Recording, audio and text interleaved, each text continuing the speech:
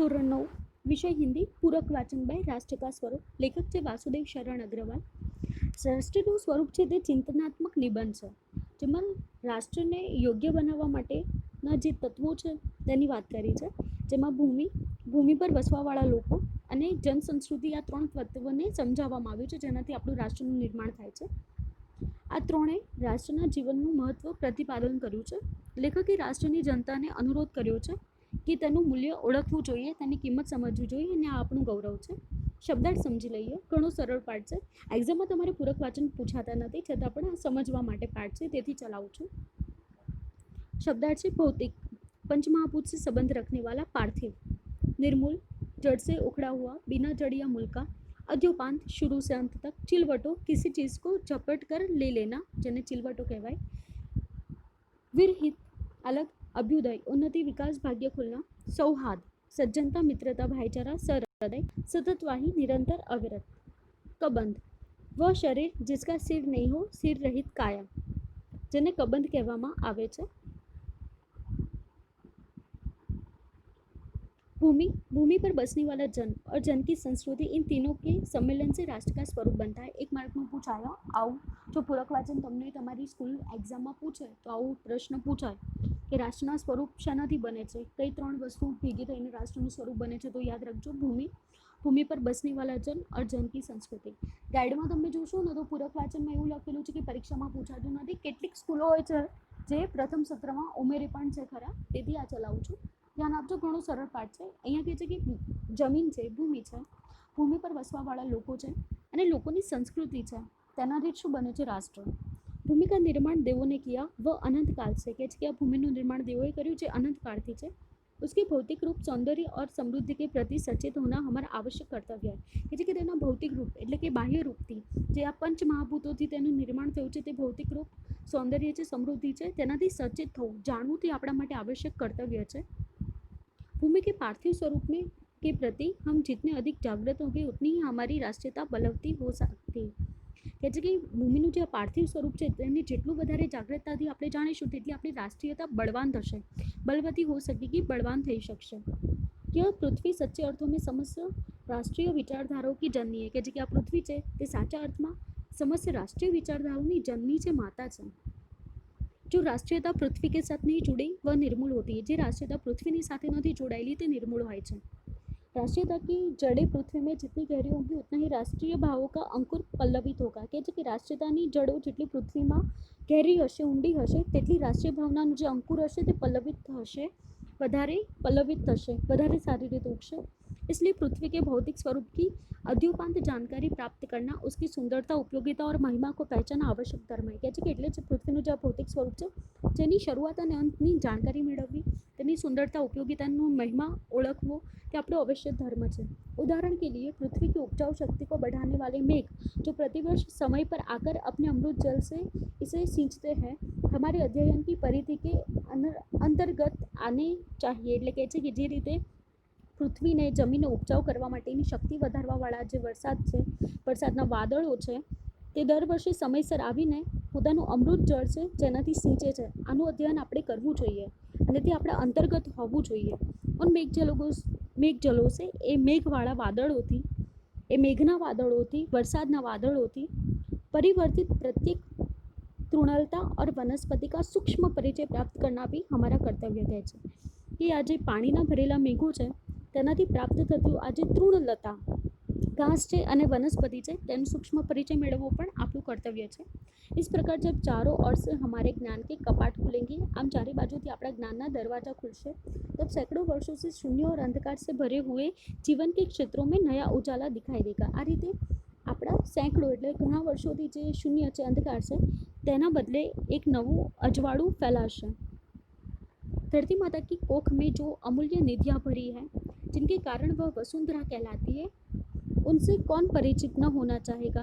કે છે કે ધરતી માતાના ખોળામાં જે અમૂલ્ય નિધિ, જે ભંડાર ભરેલો છે, જેના કારણે તે વસુંધરા કહેવાય છે, તેનાથી કોણ પરિચિત થવા નથી માંગતું.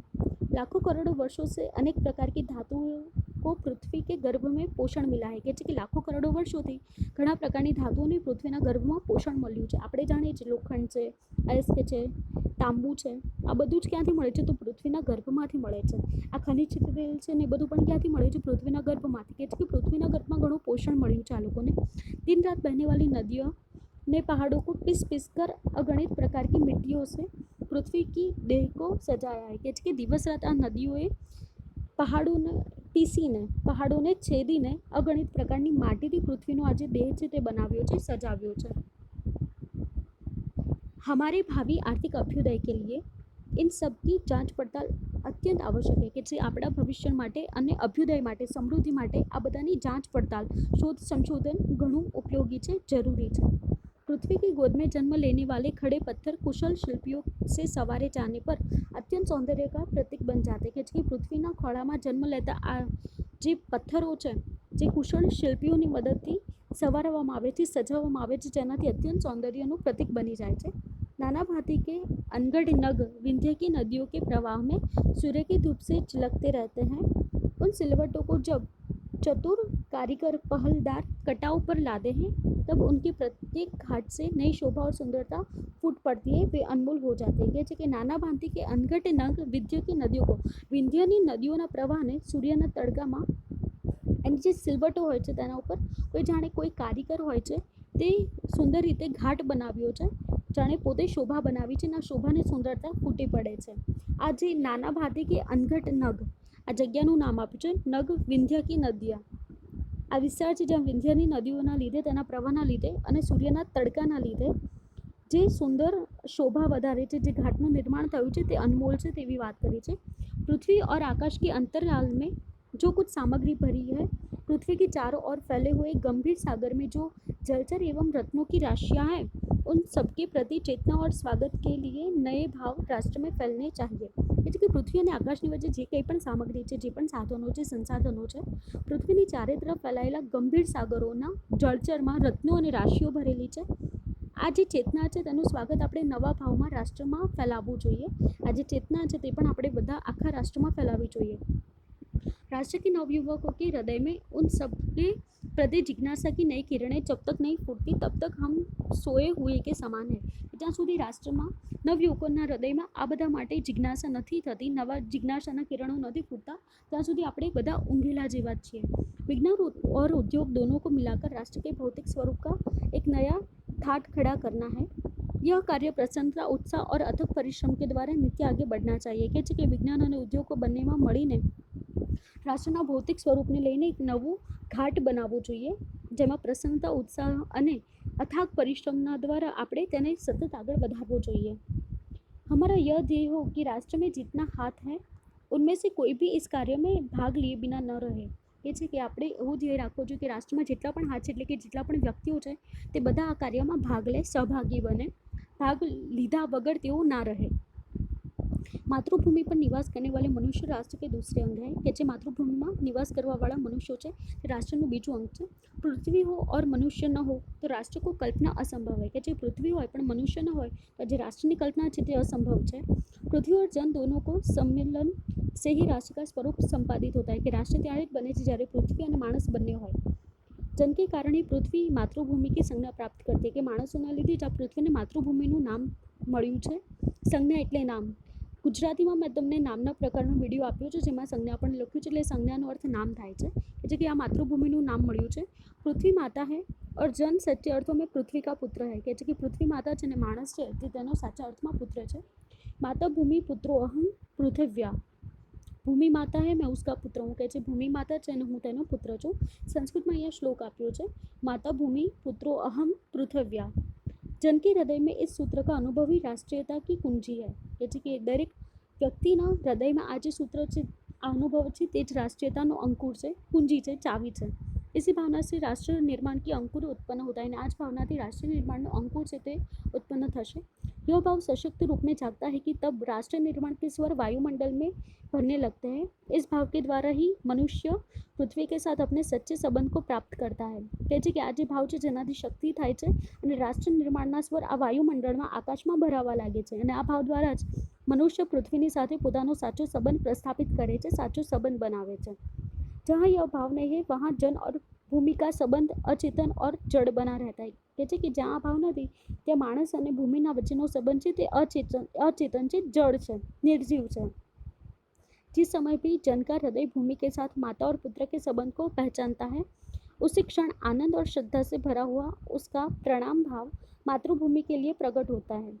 કહે છે કે જે સમયે લોકોના હૃદયમાં ભૂમિના માટે માતા અને પુત્રનો સંબંધમાં ઓળખશે તે ક્ષણે આનંદ અને શ્રદ્ધાની સાથે ભરાઈ જશે અને તેઓ પ્રણામ ભાવ સાથે માતૃભૂમિમાં પ્રગટ થશે। એટલે માતૃભૂમિ માટે હંમેશા પ્રણામનો ભાવ હશે, નમસ્કારનો ભાવ હશે। यह प्रणाम भाव ही भूमि और जन का दृढ़ बंधन है। आ जे प्रणाम भाव है ते जमीन अने लोकोનું दृढ़ बंधन है, एक बंधन है અને તે કેવું છે, दृढ़ है, तूटे नहीं तेवुं है। इसी दृढ़ भित्ति पर राष्ट्र का भवन तैयार किया जाता है, जेनाथी आ राष्ट्रનું भवन है, महल है, ते निर्माण थशे। इसी दृढ़ चट्टान पर राष्ट्र की चिरजीवन आश्रित रहता है અને આના ઉપર જ આ જે રાષ્ટ્રનું ચટ્ટાન છે તે ચિરજીવન લાંબા જીવન સુધી આશ્રિત રહેશે, તેના પર ટકી રહેશે। इसी मर्यादा को मानकर राष्ट्र के प्रति मनुष्य के कर्तव्य और अधिकारों का उदय होता है અને જેના લીધે જ આ જ મર્યાદાના લીધે દરેક मनुष्य પોતાના કર્તવ્ય અને अधिकारों उदय થાય છે, निर्माण થાય છે। जो जन पृथ्वी के साथ माता और पुत्र के संबंध को स्वीकार करते हैं उसे ही पृथ्वी के वरदानों में भाग पाने का अधिकार है। જે માણસો માતા અને પુત્રના સંબંધને સ્વીકારે છે તેમને પૃથ્વીના જે વરદાન છે તેમાં ભાગ મેળવવાનો અધિકાર છે। જેટલા વરદાનો આપ્યા છે ને, જેમ કે આપણે ખોરાક છે, હવા છે, પાણી છે, ખનિજ તેલ વાપરીએ છીએ, ધાતુ વાપરીએ છીએ, આ બધું છે તે ભોગવવાનો અધિકાર છે। माता के प्रति अनुराग और सेवा भाव पुत्र का स्वाभाविक कर्तव्य है। माताना प्रत्ये जे अनुराग है, सेवा भाव है, जे पुत्रनो मेळवવો स्वाभाविक कर्तव्य है। वह एक निष्कारण धर्म है, एक कारण वगरનું निस्वार्थी धर्म है। स्वार्थ के लिए पुत्र का माता के प्रति प्रेम पुत्र के अधपतन को सूचित करता है। कहते कि स्वार्थना માટે પુત્રનો માતા પ્રત્યેનો પ્રેમ છે જે પુત્ર માટે અધપતન લાવે છે, વિનાશ લાવે છે, વિનાશને સૂચિત કરે છે, વિનાશનું સૂચન કરે છે। जो जन मातृभूमि के साथ अपना संबंध जोड़ना चाहता है उसे अपने कर्तव्यों के प्रति पहले ध्यान देना चाहिए। કહે છે કે જે માણસો માતૃભૂમિ માટે પોતાનો સંબંધ જોડવા માગે છે તેમને પોતાના કર્તવ્યોનું ધ્યાન હોવું જોઈએ। माता अपने सभी पुत्रों को समान भाव से चाहती है। कहते हैं माता પોતાના દરેક પુત્રોને સમાન ભાવથી ચાહે છે, પ્રેમ કરે છે। इसी प्रकार पृथ्वी पर बसने वाले जन बराबर है। કે આ જ રીતે પૃથ્વી પર બસવાવાળા બધા જ લોકો બરાબર છે। उनमें ऊंच और नीच का भाव नहीं है, તેમનામાં ऊंच नीचનો भेदभाव નથી। जो मातृभूमि के हृदय के साथ जुड़ा हुआ है वह समान अधिकार का भागी है। જે માતાના હૃદય સાથે આ માતૃભૂમિ સાથે તેના હૃદય સાથે જોડાયેલો છે તેમને સમાન अधिकारનો ભાગી છે, ભાગીદાર છે। पृथ्वी पर निवास करने वाले जना का विस्तार अनंत है। पृथ्वी पर निवास करने वाला लोगों नो विस्तार अनंत है। नगर और जनपद, पुर और गांव, जंगल और पर्वत नाना प्रकार के એટલે કે અનેક પ્રકારના કે જનો से भरे हुए हैं। नगर અને जनपद અને નગર પહેલાંની ભાષામાં બોલાતા હતા। નાના નાના ગામ અને મોટા નગરો હોય છે તેની વાત કરી છે।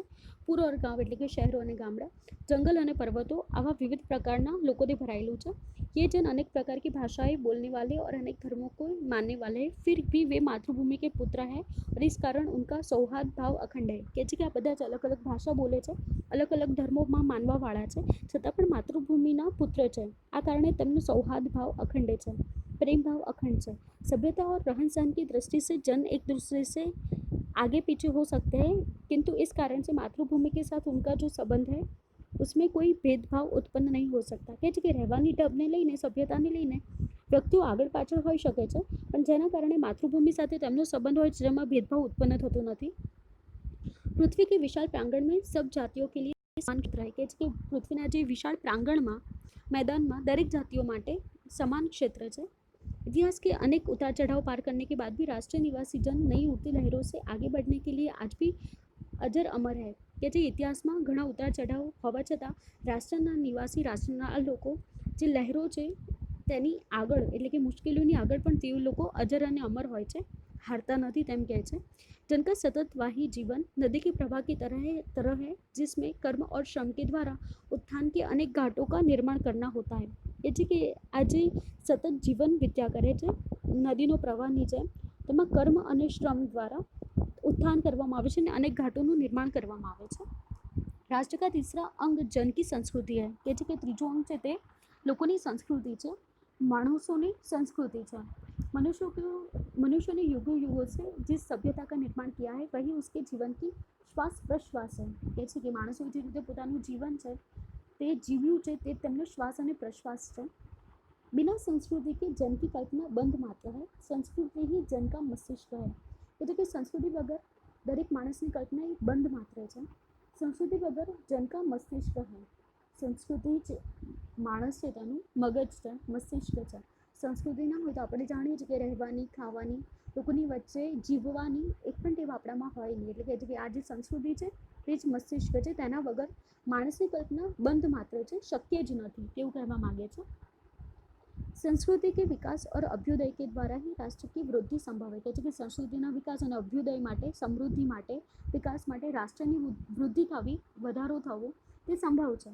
राष्ट्र के समग्र रूप में भूमि और जन के साथ साथ जन की संस्कृति का महत्वपूर्ण स्थान है. કહે છે કે રાષ્ટ્રના નિર્માણ માટે, રાષ્ટ્ર માટે ભૂમિની સાથે, માણસની સંસ્કૃતિનું પણ મહત્વપૂર્ણ યોગદાન છે. यदि भूमि और जन अपनी संस्कृति से विरहित कर दिए जाए, એટલે કે અલગ કરવામાં આવે, તો રાષ્ટ્ર કા લોપ સમજના चाहिए. જો માણસ અને માણસની સંસ્કૃતિને તેનાથી અલગ કરવામાં આવે, ભૂમિથી અલગ કરવામાં આવે, તો ભૂમિનું જે આ રાષ્ટ્રીય ભાવના છે તેનું લોપ થવું, એટલે કે ગાયબ થવું, અદૃશ્ય થવું શક્ય છે. એનો અર્થ એવું થાય છે કે ભૂમિ અને જનની સાથે સાથે સંસ્કૃતિ એને અલગ કરવામાં આવે તો રાષ્ટ્રનું છે તે લોપ થવું શક્ય છે. એટલે આ ત્રણેય વસ્તુને એકબીજાથી અલગ કરી શકાતી નથી. जीवन की विटप का पुष्प संस्कृति है. भूमि पर बसने वाले जन से ज्ञान के क्षेत्र में जो सोचा है और कर्म के क्षेत्र में जो रचा है, दोनों के रूप में हमें राष्ट्रीय संस्कृति के दर्शन मिलते हैं. ये जो कि जीवन माटेનું જે પુષ્પ છે તે સંસ્કૃતિ છે. વિટપ કા પુષ્પ સંસ્કૃતિ है. કે જીવનનું જે મુખ્ય પુષ્પ છે, સુગંધીદાર પુષ્પ છે તે સંસ્કૃતિ છે. ભૂમિ પર વસવાવાળા લોકો પોતાના જ્ઞાનના ક્ષેત્રમાં જે વિચારે છે અને કર્મના ક્ષેત્રમાં જે કરે છે, જે રચાયું છે, બંનેના સ્વરૂપમાં રાષ્ટ્રીય સંસ્કૃતિનું દર્શન થાય છે. जंगल में जिस प्रकार अनेक लता, वृक्ष और वनस्पति अपने अदम्य भाव से उठते हुए पारस्परिक सम्मेलन से अविरोधी स्थिति प्राप्त करते हैं, उसी प्रकार राष्ट्रीय जन अपनी संस्कृतियों के द्वारा एक दूसरे के साथ मिलकर राष्ट्र में रहते हैं. એટલે કે જંગલમાં જેમ લતા છે, વેલ છે, વૃક્ષો છે, વનસ્પતિઓ છે, અદમ્ય ભાવથી ઊભા થાય છે, ઉઠે છે, એટલે કે ઊભા થાય છે, જન્મે છે, મોટા થાય છે.